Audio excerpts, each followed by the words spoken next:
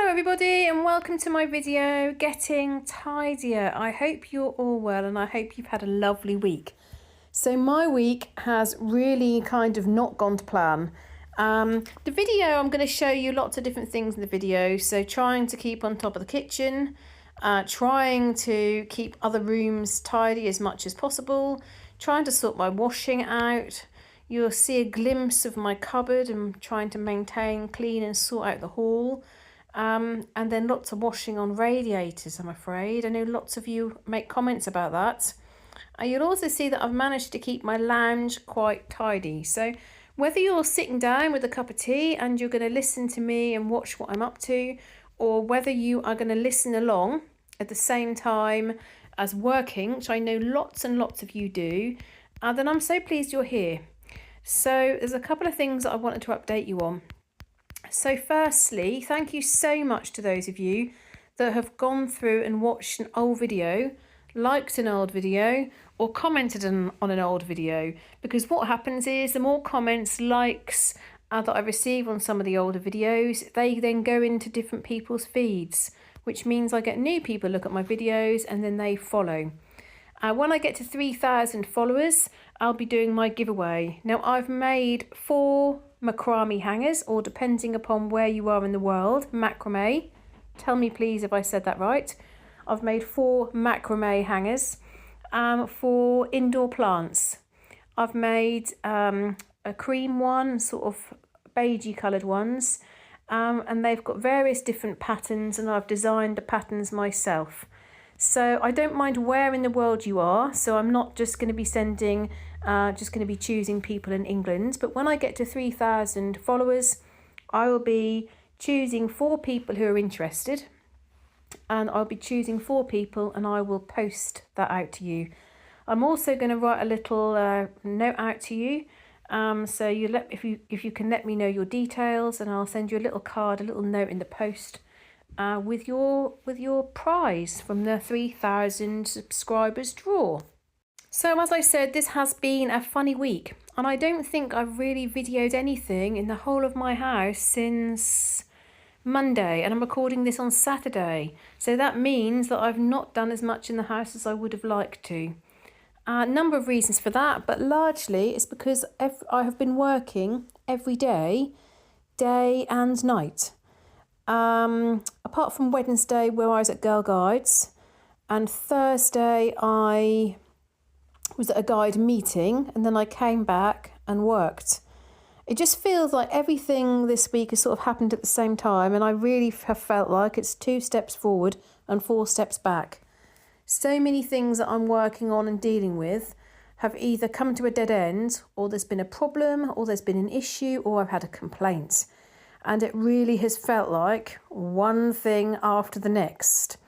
I'll give you an example. Remember I said to you that we had to go and visit a solicitor over towards Galston, Great Yarmouth area in Norfolk. I got contacted by my solicitor to say that the forms weren't done correctly, and I had to go back to an independent solicitor and get them all done again. Well, that's all something that's got to be booked in, isn't it? It's got to be sorted out. When we're already got jam-packed diaries. My husband's been in Ipswich, he's been in London, I've been driving around the county, and it kind of has felt like, I don't know, that we're kind of chasing our tails. I think possibly we've just got too many things going on at the same time. My DIY job, there's been loads of problems there. The lady in the house complained because of someone that I asked to paint the front door.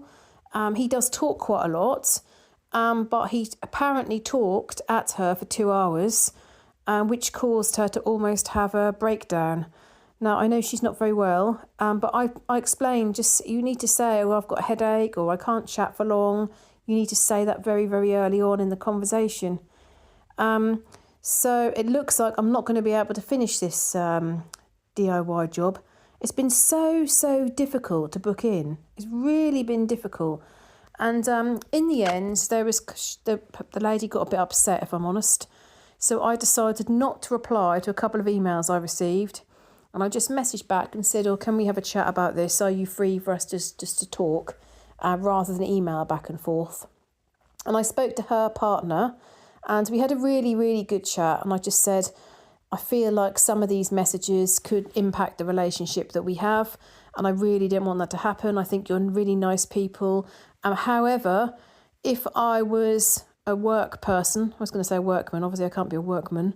But if I was a person that did this, decorating for a living, which I don't do, I just do a little bit as part of kind of my overall business, you wouldn't say to someone, you can arrive between 2 and 2:15.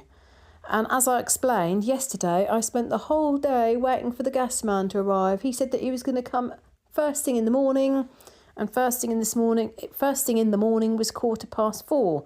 Now I'd never do that. I'd always say it'll be roughly between 12 and 3 in the afternoon. But what I can't do is say that I'm going to arrive there at 2.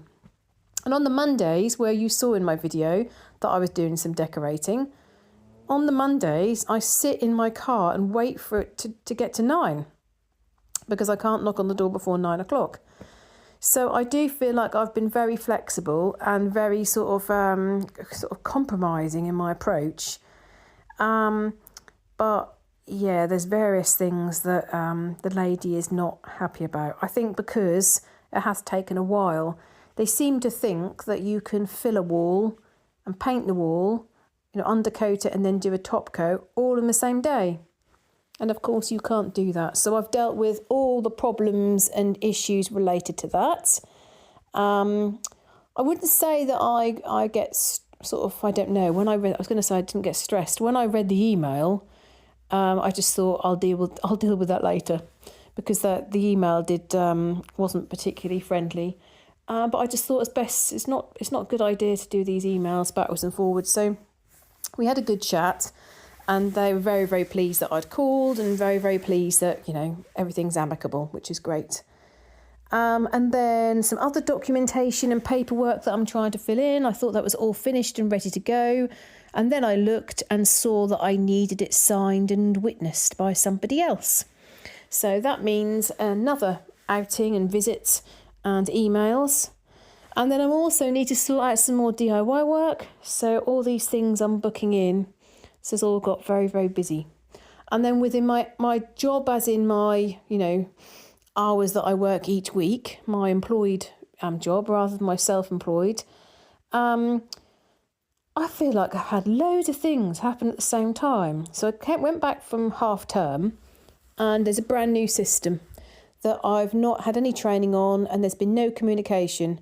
So just literally I go to log on to the old system, and then I look at the email and it says, oh no, it's a new system. Well, I do pick up systems quite quickly, so that wasn't a problem to me particularly, but the system is completely different, and I've got to add some things in a very short time scale. So I've got quite a few learners that are all coming to their endpoint assessment all at the same time. So they've sent me loads of work to mark, and obviously I've got to get used to the new system. And yeah, one of my learners, I kind of had to put myself out and deal with a couple of quite difficult situations, because I really felt like she was being mistreated. She's quite young, quite naive, and not very confident, and certainly not assertive. And so there were a number of things I just thought that her employer was getting away with because she's young and naive and not assertive. And so I felt like I had to be her voice. I did afterwards say to my manager, I hope I wasn't too pushy. But there's a number of things that are just totally unacceptable. Now in this role, the role that I have where I'm a tutor, I don't have any staff to manage in this role. But for most of my career, I have been a manager, and I've always felt like, the decisions that I make and the way that I conduct myself and conduct meetings, am I being fair? Am I being fair to the individual and fair to the organisation? And if I'm not being fair to one of those, then I need to adjust what I'm doing. And I really felt like I had to speak out, because the treatment of this person was just not acceptable. She doesn't have a large amount of family. She doesn't have a mum.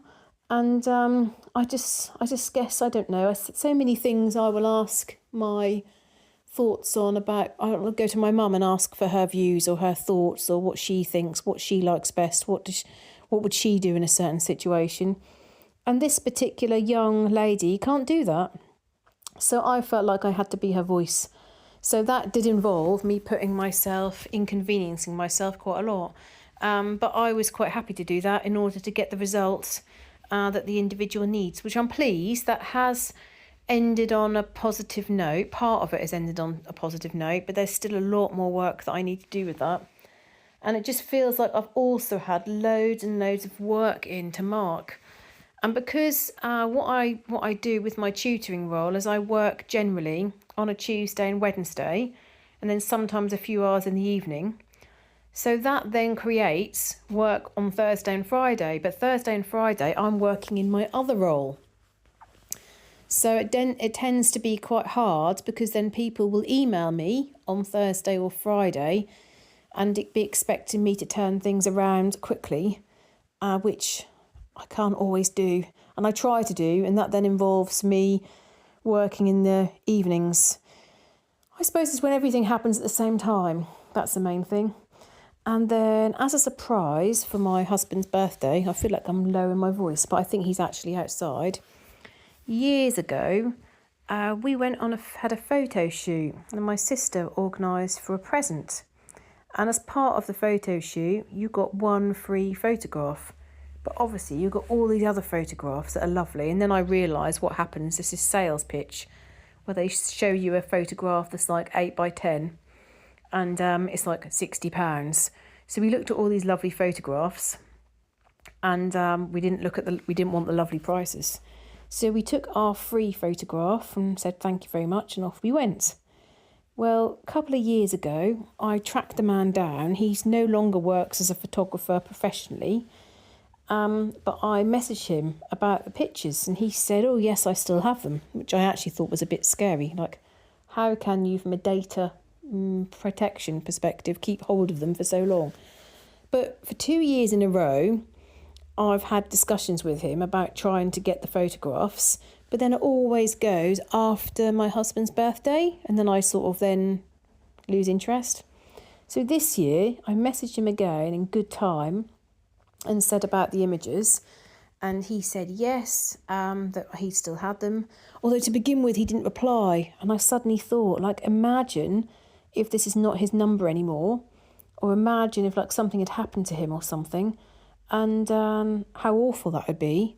And then also I'd never be able to contact them. I wish I'd just got the photographs last year. But he did reply, and I've bought them. And then this is what I mean about nothing being straightforward, because he then sent them to me on a web link, but I can't get a memory stick into either of my laptops. So it was like, it's all very well having them on the internet, but how am I going to get them off the internet and take them in somewhere to print? So that's what I mean in terms of everything being complicated. So I hope you all have had a much more straightforward week and have been able to do whatever you wanted to do, and without problems. I'm just hoping that next week is problem free. Let's hope. I've got lots booked in for next week, so let's hope. So yeah, as I said, so Tuesday I worked, Tuesday evening I worked, Wednesday I worked, and in the evening I had guides. Then Thursday I worked, and in the evening I had a guide meeting, and then when I walked home I then did some marking, and then Friday daytime and evening I worked. I'm not planning on doing much work over the weekend, so just really have a break and relax. And then next week, Monday I'm not working, and I've got a few jobs to do in the house, and I'll go to the supermarket. And then in the afternoon, me and my husband are going out to Yarmouth Way, Galston Way, to get this document signed and witnessed. Then Tuesday daytime I'm working. In the evening I'm going to look at this DIY job. And then Wednesday we're going to be celebrating a family birthday, which would be nice. And I made a point of not booking any work in, so I've got the Wednesday free at the moment. And then Thursday and Friday, I've got my normal work. I'm chairing quite a big meeting on Thursday. So I've got quite a lot of prep to do with that, but I'll probably do that Tuesday evening. So life is busy at the moment. So you probably spotted that parcel on the side, which my husband kindly wrapped up for me. I really hate wrapping parcels. I'm quite happy to advertise things and to post things on, add things on eBay, but I do not like wrapping things up. So my husband did that for me, and it was 4 items of clothing that I sold for £10. Not money for me, money for my daughter. Things that she was happy to get rid of. And also, since my last video, I've sold another violin, which I was inundated with responses for, and I sold that for £15. So that adds to my decluttering money that I've made. There are lots of things though that I really need to look at quite seriously from the cupboards. Now my next video is going to be more work on that, so do look out for that. And I've also added on the community section the money that I've made from the things that I've sold from the decluttering, because that's quite nice. Whether it's like for my daughter to go into her bank account, you know, it's a good feeling getting rid of things, but also making a little bit of money for her or for me. Now I'm afraid I don't know where I got to with my Christmas top tips. Each video I was doing a Christmas or winter top tip, and I had all these different ideas, and then the last video I forgot to add one, and then the other video I don't know whether I added it, and I got a bit confused. That was because I'd got quite a lot of videos organised in advance because I'd been so busy a couple of weeks ago. But the videos are not going to be readily available because I've just not been able to do the work that I'd wanted in the house. So did I tell you the top tip that I had about reaching out to a friend about the gift of time? I think I did do that. Did I tell you that I'd had success with that? That the lady messaged me back and said yes, she thought that was a great idea. So we're still going to sort out presents for the children, but for us adults, we're just going to spend some time with each other or do something in January, which would be good. So that's what my recommendation is. That's one top tip. I think I might have shared that a few videos back. So my second top tip, just in case, it relates to Christmas and it relates to Christmas cards. Now, every single year, I have this fantastic idea of where I'm going to send all my letters second class post. All my cards I'm going to send second class. And I spend a lot of time thinking about Christmas cards. So I think I need to get the Christmas cards out of the loft that I had spare from last year. And then I think, oh, I need to decide who I'm sending the Christmas cards to. And I spend a lot of time thinking about it, but in summary, I don't do it. So as I'm videoing this, it's literally the beginning of November. So my top tip is to either, depending upon what you normally do, either to write your list of who you're sending a Christmas card to sort the cards out, so either buying cards or getting cards from leftover cards that you've had in previous years, and start writing them early. That way you'll definitely avoid having to send them first class, which if you live in the United Kingdom now costs a small fortune to send Christmas cards. I think a first class stamp is more than £1. It's shockingly expensive. So that's my recommendation. Second class is not that much cheaper, but when you're sending quite a few, it does all add up, doesn't it? We don't really send that many cards. We don't send that many cards at all. And we don't get that many. But I always think it's funny, when I go to my in-laws, they have hundreds of cards. Literally, I can't believe it. They've got cards in several rooms. They're all on the doors. They're everywhere. But then I realised they send out their Christmas cards really early and they send more than 100. So given that some people will send a card just when they get a card, obviously if you send that many cards out and you send them really early, you can expect to get quite a lot back. I find increasingly, I don't know what the rest of you think, but I find increasingly in the United Kingdom, some people wait to see if they're going to get a card from you. And if they get a card from you, then they'll send one back. It's quite funny, really. So you can see in the video there, all the things that have come out of the cupboard. Now, I'm afraid that was because I was in a dreadful rush and I needed to find something and I needed to grab everything and pull it all out of the cupboard in order to find the items that I was looking for. So here I am attempting to kind of reorder things slightly and then put those things back. I don't really know what the answer is. A few people have said to me about like adding another shelf in or changing the way that things are in there, but I feel like I can't really get rid of anything much more in here. I suppose what I could do is a couple of pairs of shoes I could potentially put in my wardrobe upstairs, shoes that I don't wear very often. I've got some other shoes upstairs, like going out shoes sort of thing. But we always keep like our swim bag under here, and I keep my work bag under here. But just a few things just ended up all getting in a bit of a muddle again. I actually have real problems with getting my husband and daughter to put their shoes in the cupboard. Particularly my husband, he says if I put them in the cupboard, I can't find them again. Someone suggested about putting hooks on the back of the door.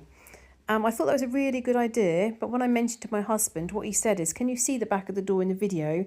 That back bit, the front bit is like proper wood, and this back bit is like a ply.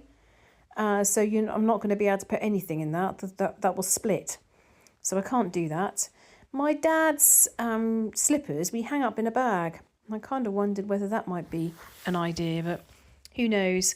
I'd also put the book on Kings and Queens under there for some reason. So I took that out and put that on the bookshelf. I'm going to go through some of your comments now. Now, thank you so much for adding comments to my post. I really enjoy reading them. And I also love hearing where you're from. So if you're new here, please do let us know where you're from. So the first comment today that I'm going to read through is from Cynthia Miller. And Cynthia says, "Hi Emma, getting back to the subject in assigning a place for everything. Early in this video, you said something like, I can't make a place for this because I wouldn't have looked for it to begin with. That tells me you forgot about the thing and you don't have a use for it. You don't need it. Unless it's something super sentimental or valuable, get rid of it. Separate your things into categories, put them into containers and store them where it makes the most sense." Very wise words. The problem is most of the things, well, I can't find a place for them because I'd never looked for them in the first place. You know that question that people say, to know where to put something, you ask the question, where would I look for this? But like I said, I wouldn't ever look for the things in the first place. They all tend to be things that are sentimental. So that's the problem, really. Carolyn says, Emma, you're close to your 3,000 subbies. I'm getting close, Carolyn. I really am. Nana Tracy says, so cute when you're smiling at your daughter's baby clothes when you were sorting them in the box and checking for her smell. Great seeing you sorting another cupboard. I love a good sort out, but I've nothing to sort now, so I just keep revisiting areas I've sorted. Also, sorry I've not been commenting lately, as I've been so busy with family and finally got my living room decorated, but I've been watching and giving thumbs up. Thank you, Nana Tracy. So I replied to say the cupboards are such a big task and I'm still climbing over things. I said, it sounds great that you've been redecorating. I want to paint a wall in my hall. I really do want to get that wall painted. I kind of feel like I'm doing decorating in other houses rather than my own. Nana Tracy says it's the decorating that's the biggest hurdle to get over. And when it's done, I always wonder why I put it off so much. Don't know whether you've noticed on my videos, but I actually have the pot of paint that's been sitting in my hall for goodness knows how long. But it just seems to be that other things end up being prioritised over. Rainy Milliman, regarding the jumper, or sweater in my case, I have always decluttered and donated on a regular basis. The most recent sweater to be donated was thrown onto a chair in our add-on and was quickly taken over by my cats. It wasn't that nice of a sweater, and I've donated much better ones over the years, so I allowed my cat to keep it. I tossed it out a couple of days ago to be replaced with a small fleece blanket. It was so full of cat hair that it wasn't worth trying to clean for donation, but they have been using it for over a year. I would shake it out every now and then, but cat hair does cling to things, especially things made from yarn. Oh, that sounds quite nice, Rainy, to have them. I bet they like sitting all there, sitting on your sweater. all cuddly and warm. Michelle Agren says, I'm interested in the drawer. I would gift it to my daughter who lives in the UK. Michelle's in Canada. Thank you, Michelle. I'll add your name. Sandy says, yep, here in America you can dress as anything on Halloween. I love watching your videos. Thank you, Sandy. Holly said, the story of scaring the trick-or-treaters, I can just imagine it, and I know the exact type of boys you mean, those that act tough in school. That's brilliant. So glad you had a good time. It was really funny. I said I was trying to see if I could share it, but I need to check they can't be identified. Really, if I put these videos anywhere, they would go viral. It's really very, very funny. Everyone says, but what on earth were you dressed as? You know, why was it so scary? But I think it's the whole atmosphere. And Holly replied to say, I wish we lived closer to you. That'd be funny, Holly, if you knocked on the door. Betty Smith says, hi Emma, my mum always used to say, don't put it down, put it away. Very good advice. Budgie Bardot, I would love one of your macrame plant hangers. Thank you. I'll put you in the drawer. Budgie. Pam Woodward, I love the idea of your top tip. I'll be looking for a jumper to declutter and I will wait for your next top tip. Thank you, Pam. What a lovely idea that we can declutter with you. Yes, please, Emma. I would love to enter to try and win one of your lovely macrame plant holders. Keep decluttering. You are doing a fantastic job. Slow and steady wins the race. And then I said to Pam that I've put her name down, and Pam said, thank you, Emma. I hope all is well with you and your beautiful family. Thank you for that lovely kind comments. Oh, I've got another Holly here, Holly Oz. So hello, Holly. Holly is from Arizona, America. And Holly says, this is my first time commenting on one of your videos, although I did get a chance to chat with you for a moment in one of your live streams. I can remember that, Holly, because I remember I saw Holly and I thought it was English Holly, who's had the dreadful problem with morning sickness. And then I realised that your handle was different. Holly Oz 777. Always love your videos and have been subscribed for most of 2024. Oh, thank you ever so much. I admire the dedication you have for your channel. I would love to be entered into your draw. You are very close to 3,000 subscribers. I am getting close, but it's the last 40 has been a bit of a struggle. Brooke says, I'm not sure which part of Ireland that my dad's maternal great-grandfather, surname Hubbard, or which part of Scotland my maternal great-great-grandmother or great-grandmother was from. Both sides of my family have only done ancestry so far on the paternal side. I only know about this from word of mouth from family members. Thank you so much for sharing the video at the end. Maybe it's because I come from a family of carpenters, but I love architecture, especially the ceiling of one of the rooms. Oh, I know which room you were talking about, Brooke. Yes, it is lovely. Really lovely. I guess that was done in the 1600s. Kathleen Weiss says it's so funny how we pronounce the same word in each country. Ohio, USA, we say macrame. Also love when English pronounce aluminium. And you say aluminum, don't you? Aluminium. How did we decide to say these so differently when we both speak English? I think it's because a lot of the settlers in America, they came from all over the world, didn't they? But I can sometimes hear some words in different parts in America that sound similar to the Scottish accent and similar to the Irish accent. So I think that's quite interesting. Probably some strange idea centuries ago to think we must be different once we broke away from England's. I love the videos. Hang on in there, it will get better. That's interesting. And thinking about pronouncing things differently, how do you say your surname? Is that your surname? Kathleen Weiss. I know some people would say Weiss. We say Weiss. Jane Mercer. Oh, yes, please. Can I be entered for the plant hanger drawer? Yes, you can. Louise Tilbrook. She says, can you please do a video on how to make the macrame hangers? Louise in Adelaide. We are heading into snake and bushfire season. Louise posted that 8 days ago, but I did not see that comment, Louise. I didn't see that, so I haven't replied to that. I've got a couple of questions about this. So yes, I might be able to do a video on how to do a couple of patterns for the macrame hangers. I've got a couple of questions about this snake and bushfire season. Do you mean that this is the time when all the snakes come out? And how often do you see snakes in Australia? Could you just be like walking along a path in the city or the town and suddenly see a snake? Or is it only in the countryside? I'm really interested in that. Obviously, I know about bushfire season. That can be quite scary. I was on one of the lives with Feral Tradwife. I think her. I always forget how to pronounce her handle. And she was talking about alligators. Was it crocodiles? I think it was alligators. Either way, I was like, oh my goodness. And I thought people were joking, but that really she does have alligators in the front garden. Now my cousin says that alligators can run really fast, and she once saw one running across a golf place. I thought, goodness me. And I've also heard they remove alligators every year from Florida, as in Florida Disney Park. They actually somehow get into the park. Elsie Blazier, how are you, Elsie? Elsie says, I love the post. Canterbury is a good place to visit.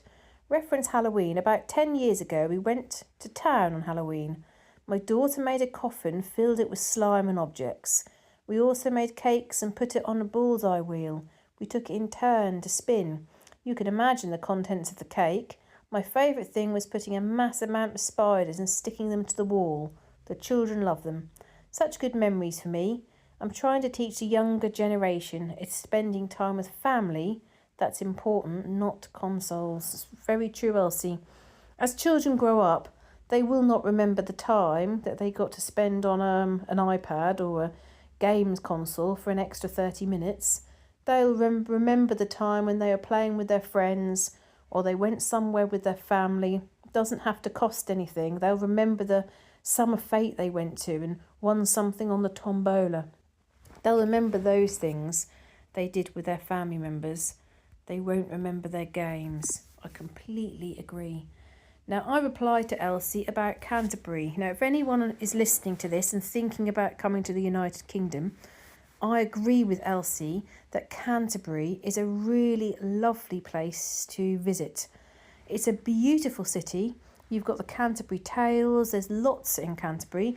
I went as a child and I'd very much like to go back and take my daughter. So Elsie, if I visit, I'll do a little video and you can watch what I loved about Canterbury. Nan Holmes says, good afternoon, Emma. May I ask the meaning behind the word hob for your stove top? We wouldn't call that oven top a stove. A stove is something that's slightly different. You're more likely to get a stove like in a cottage or a farmhouse, we might say a stove. We wouldn't call that oven a stove, so we call it a hob. We don't call it a stove top. I guess that's just an English thing. Cammy says 2216, if you would never look for it, then you get rid of it. That's the rules according to Dana K. White. She's written many books on this topic. That's interesting. That's interesting. Can you put a password on your guides list so others can't change it? If not, copy the list in a different folder on your computer. Unfortunately, Nan, it's an actual guiding system nowadays. We don't have like our own lists that other people sort of can access or not access. It's the whole guiding system, and that means that the leaders of the group access, and then the person who's the level above us, and the person who's the level above that, and so on. They can see all the data. The next comment, Carolyn Quinn says your kitchen is looking great. Dare I say streamlined? And I replied back to Carolyn to say, it's much better, but things started building up again. So, not always. Not always. I think it's much, much better, but I still think I've got a way to go to ensure that I'm always maintaining. Katrina Clark. She says, hi Emma, you're doing really well on your journey. You wanted to know where we are from. I'm from Framingham in Suffolk. a wonderful county. Now, Framlingham is absolutely lovely place, so you're not far away from me either, Katrina. Thanks ever so much for being here and commenting. And Miss Sherid says, loving the blogs, please add me to the drawer for a lovely hanger. Brooke says, with what you have shared with us concerning breastfeeding, it's not surprising to me that you would have a visceral reaction to those items. The body keeps score. Yeah, that's interesting. And I just replied that on reflection, I should have considered that, but it hadn't even entered my mind that it would impact my body. I didn't think that you could then later develop an allergy or intolerance. Now, someone just said to me, oh, rather than sort of trying to build up a tolerance, just stop having dairy. I thought, I'm not sure whether that's the wisest thing to do. I mean, obviously, if you decide to be vegan, that's a completely different thing. But I didn't want to give up dairy for forever, so I've kept on. There are still some things that I can't have, or I have to be careful with. And it's, to me, it's what it is with me is the amount I have in the day, which I know sounds strange, but it's if I have too much. Carolyn Quinn says, I'm respectfully chuckling about some of the things that you still have, because some of the older things that I've got in the cupboard and so on. Yeah, Anne says, hi, please, can I be entered into the drawer? Absolutely, Anne. I'll write your name down. Jennifer Stahl. If you don't have a place to look for an item, then I would get rid of it. It's not important enough for you to come up with a place it shouldn't live. Then it's what if an item, or maybe I'll use it, but not an item that you actually need. Maybe I should show you all the things that I'm not sure where to put them, and then you'll see what I mean. So very, very helpful comments. So thank you very much for your replies. I've got so many comments to go through. I don't think I'm going to be able to get through half the amount I need to in this video. So thank you so much. And then this video brings me to when I was doing dinner on Thursday.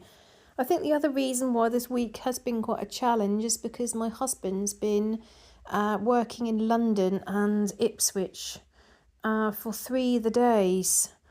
And I know I'm very lucky that he spends a lot of the time home, and that means that he'll help with breakfast. Well, he always does breakfast.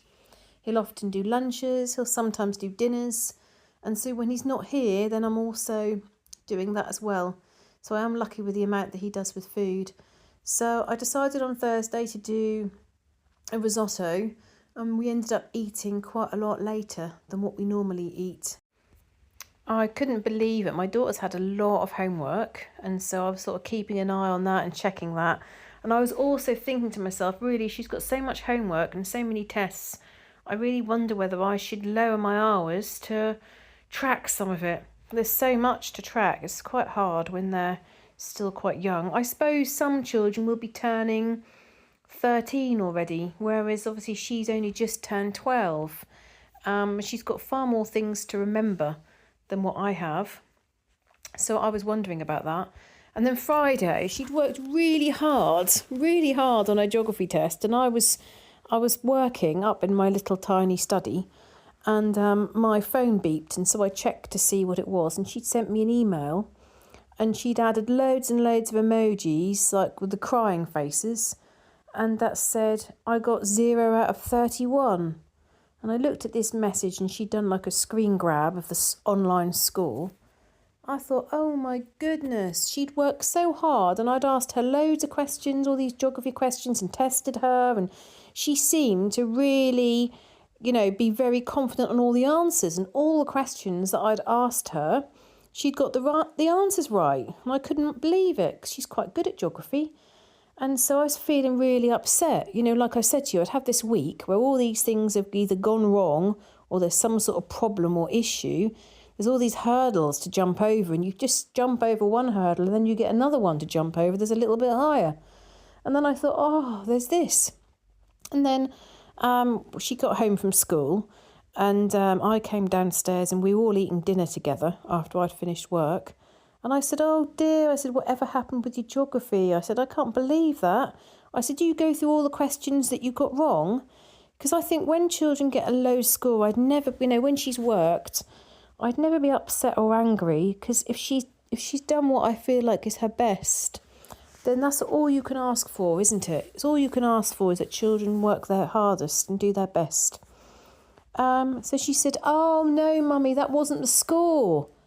I said, "Oh right." She said, "That's what everyone did. Everyone switched their tablet on, looked at their geography results, and it all came up 0 out of 31. But that wasn't actually the result. That was just how it showed on Microsoft Forms." So she hadn't got 0 out of 31, and she'd actually got quite a good job. I said, "Oh, you didn't tell me." I said, "I was sitting there all afternoon thinking, oh, you not got a very good mark and how unfair it was because you worked so hard." And she said, "Oh, sorry, Mummy, I thought I'd tell you when I got home." So that was good news at least. So I'm nearly at the end of my video, so thank you so much for getting this far, and thank you for your support in helping me raise money for the charity. Not mentioned that yet today, so just to remind you, and for those of you that are new to my channel, anything that I make for my channel, I do make a small amount of money from the advertising on my channel. Anything that I make for my channel will be being donated to a charity which supports people in financial hardship. So they might support someone who's struggling to pay their electricity bill one month, or they might support somebody with a small supermarket, community supermarket. They feed the homeless people in the city and the county that I live. So they do lots and lots of good. And the charity is called Soul Foundation. So they help in many, many ways. So anything that I make for my channel, minus taxes, will be given to that charity. So for those of you that have watched old videos or watched the video for a tiny bit longer, then thank you so much for helping me with my pledge to get as much money as I can for this charity. I realise that I've recorded a couple of messages twice, and for some reason I've not recorded them properly, because in a minute you will see me making risotto for dinner.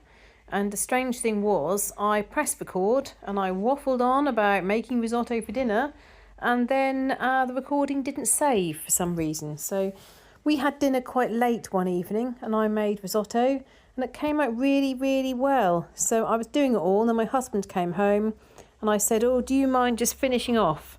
So he finished off and we all had risotto together. Risotto is something that I didn't used to have, but after my daughter was born, something that I found that we could all just have easily together.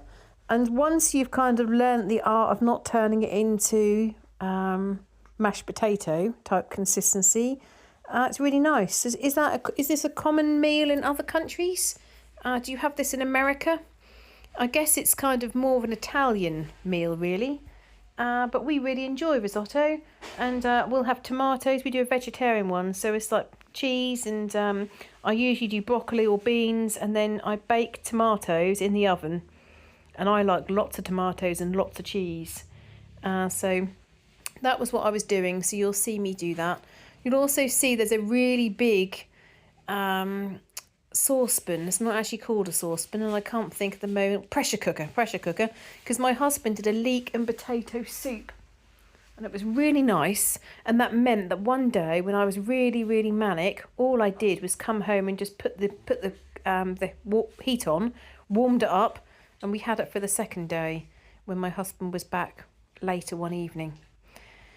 So, as I said, thank you very much for watching my video. Thank you for your support, and please look out for the next big video where I'll be sorting through more of those cupboards, because I'm right in what the decision that I've made with those cupboards is based upon what you've told me and other people have told me. I've got to start from the top of the house and work down. If I can sort out my storage, my life will be much, much easier. So thank you very much, and I'll see you in the next video.